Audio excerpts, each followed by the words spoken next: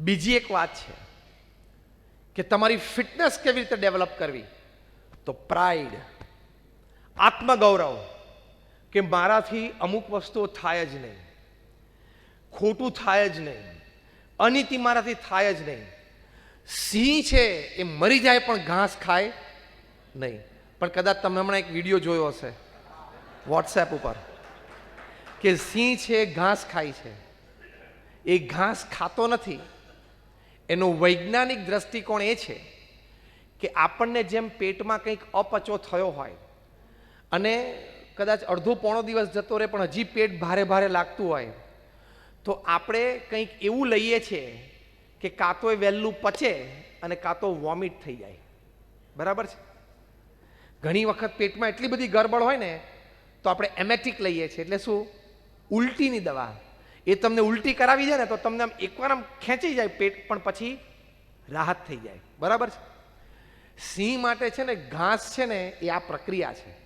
પેટમાં ગરબડ હોય ને તો એ ઘાસ નાખે એટલે એનું બોડી રિજેક્ટ જ કરે કે આ મારું ખોરાક જ નથી. છતાંય ફોર્સથી નાખે ને એટલે બીજો અંદર જે અપચો ખોરાક હોય ને એને લઈને બહાર નીકળી જાય. કહેવત ખોટી નથી. હા, આવા કોઈક વિડીયો જોવો એટલે માની નહીં લેવાની. પેલો મુદ્દો ફિટનેસનો કીધો, થોડું વિચારજો એમ. ના કે મેં સિંહને ઘાસ ખાતા જોયો તો, પણ જોયો તો વાત સાચી હતી, પણ હેતુઓ આ હોય. This is scientific. એટલે આત્મગૌરવ કે મારાથી આ ખોટું થાય જ નહીં, હું આ કરી જ ના શકું. ફ્રાન્સના રાજા હતા કિંગ લુઈ. ઘટનાઓ તો ઘણી બધી બની એમના જીવનમાં, અને પછી રાજાશાહીમાંથી ફ્રાન્સ છે લોકશાહી દેશ બન્યો.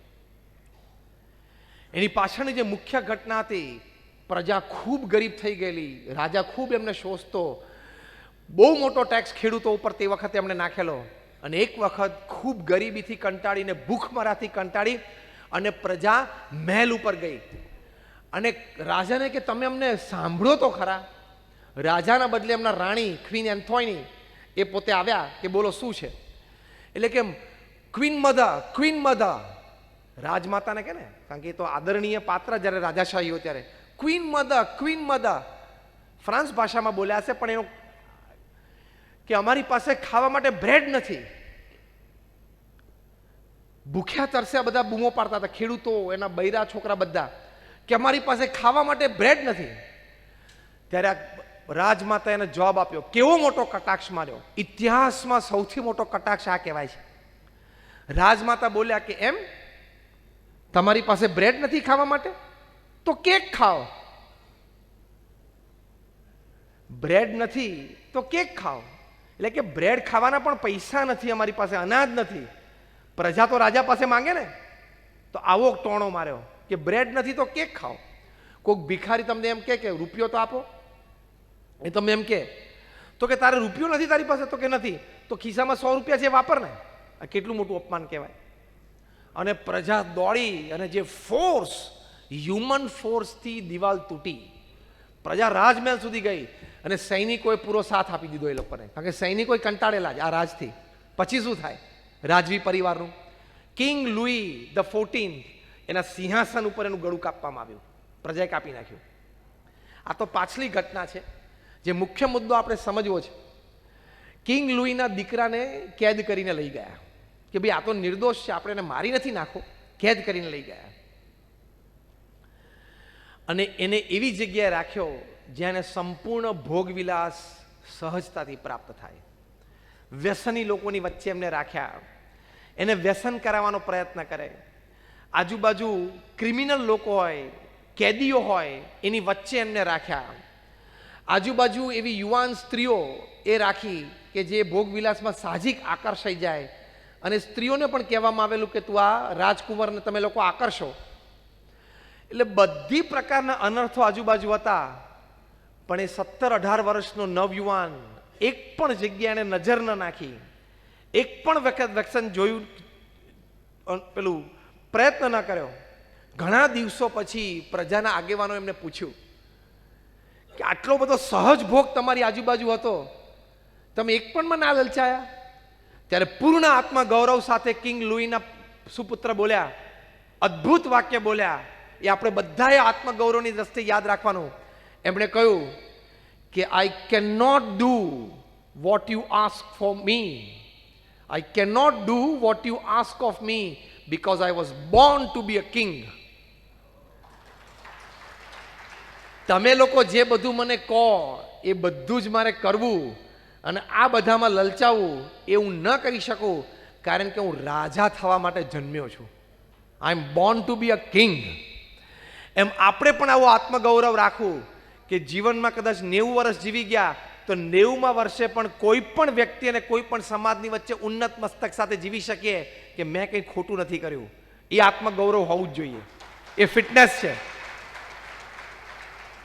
તો તમે ક્યારેય કોઈ કામ ખોટું નહીં કરો.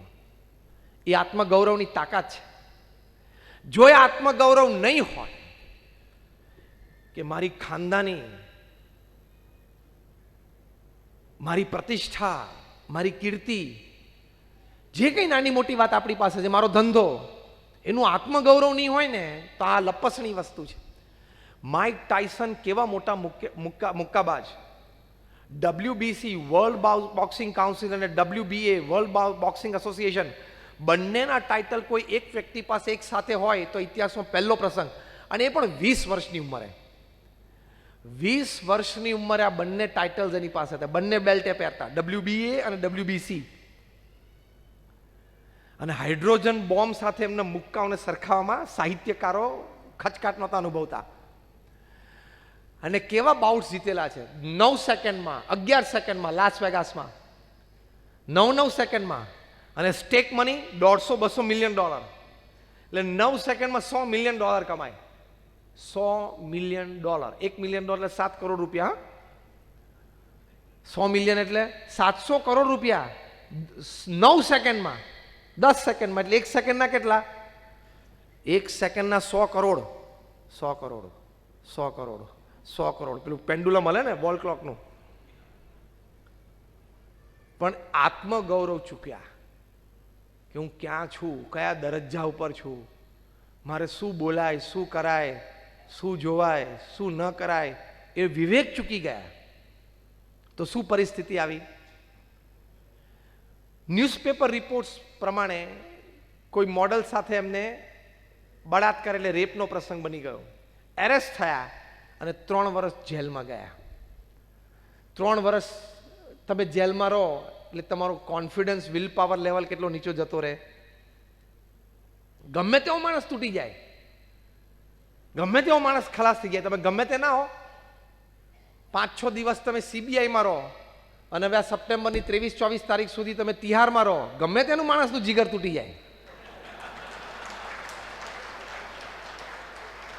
એકવાર તો છાતી ઉપર ઘા આવી જ જાય. ગમે તેવી વ્યક્તિઓને ગમે તેવી પદવી અને ગમે તેવી મોટી સત્તા એને ભોગવી હોય, એકવાર તો જીગર તમારું તૂટી જ જાય.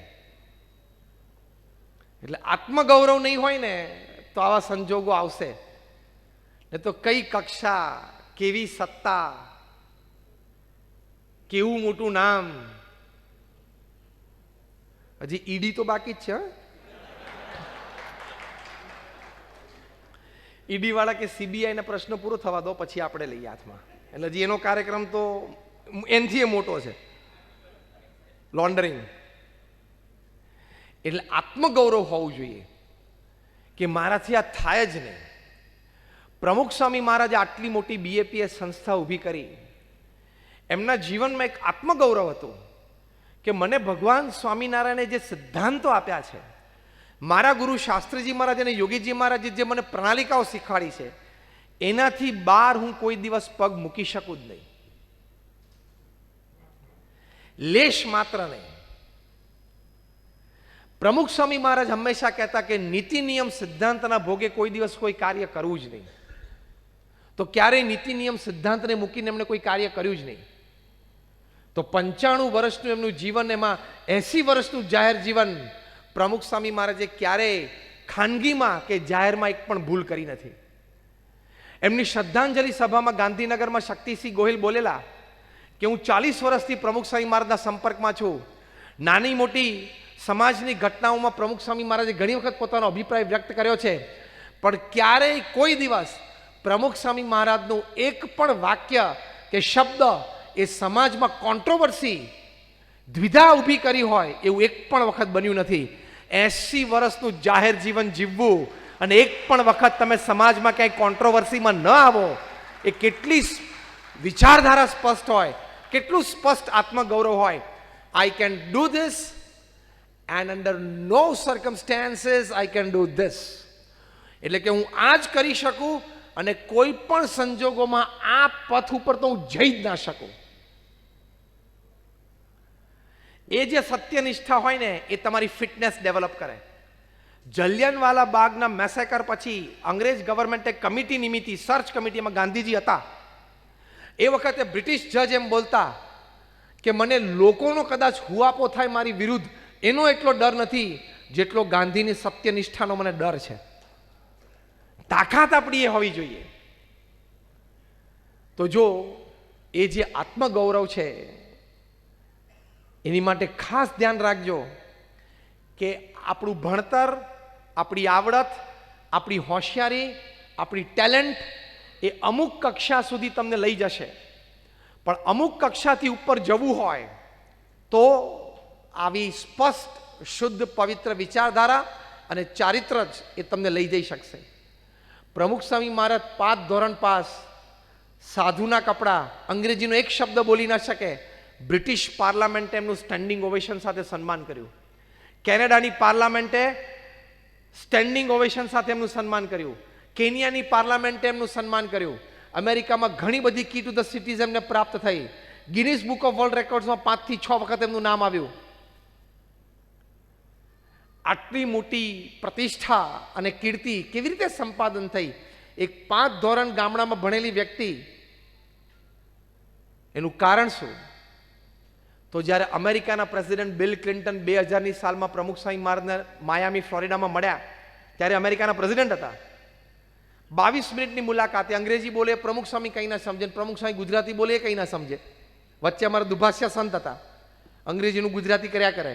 એટલે 22 મિનિટનો વાર્તાલાપ એકચ્યુઅલી 8 મિનિટનો જ સમજવાનો, 2 વે ચાલતો હોય ને. 22 મિનિટની મુલાકાત પછી બિલ ક્લિન્ટન એવું બોલ્યા કે I haven't seen such expressive eyes full of integrity in my life. એટલે કે પ્રમુખ સ્વામી મહારાજની આંખો જોઈને બોલ્યા કે આવી ઇન્ટિગ્રિટી એટલે કે વફાદાર, વિશ્વસનીય, દરેકને સાથે લઈને આગળ વધવું, કોઈને ધક્કો ન મારવો, દરેકની લાગણી ભાવનાનો વિચાર કરીને દરેકને પ્રગતિ કરાવવી, કોઈ દિવસ કોઈને દગો દેવાનો વિચાર પણ ના આવ્યો હોય, આ બધા ગુણો ભેગા થાય એટલે અંગ્રેજીમાં એક શબ્દ બને ઇન્ટિગ્રિટી. અને તમારા વર્ક પ્લેસમાં સૌથી મોટી કિંમત આ શબ્દની છે. આવડત હોશિયારીમાં થોડોક ઓછો એ ચાલે, ઇન્ટિગ્રિટીમાં થોડોક ઓછો એ લેશ માત્ર ન ચાલે. 80 વર્ષની વખતે પ્રમુખ સ્વામી મહારાજની ઉંમર હતી. 80 વર્ષની વ્યક્તિમાં એક ભારતીય સાધુમાં અમેરિકાના રાષ્ટ્ર પ્રમુખને ઇન્ટિગ્રિટી દેખાય એટલે? અને તો કેવા વ્યક્તિઓને મળ્યા હોય, પણ કે આવી આંખો મેં ક્યારેય જોઈ નથી. તો જો આ આપણું બહુ જ મોટું ધન છે, આ તમારી ફિટનેસ, ઇન્ટિગ્રિટી ઇઝ ફિટનેસ, તો તમે ગમે ત્યાં સર્વાઈવ થઈ શકો, ગમે ત્યાં મોટા કામ કરી શકો. 2001માં જ્યારે ભુજમાં ભૂકંપ આવ્યો, BAPS સંસ્થાએ 509 ગામોમાં રિલીફ વર્ક કર્યું. અમે 9 ગામો દત્તક લીધા અને 1500 ઘર બાંધી આપ્યા. હું 2001-2003ની વાત કરું છું. ત્યારે લોકો કહેતા કે ભારતના એક પૂર્વ પ્રધાનમંત્રી એક સ્ટેટમેન્ટ ઘણી વખત બોલતા કે અમે કેન્દ્ર સરકારમાંથી 1 રૂપિયો છોડીએ છીએ, એકચ્યુઅલ લાભાર્થી સુધી પહોંચતા એ રૂપિયો છે 15 પૈસા થઈ જાય છે. ભારતના એક ભૂતપૂર્વ પ્રધાનમંત્રી બોલેલા આવું.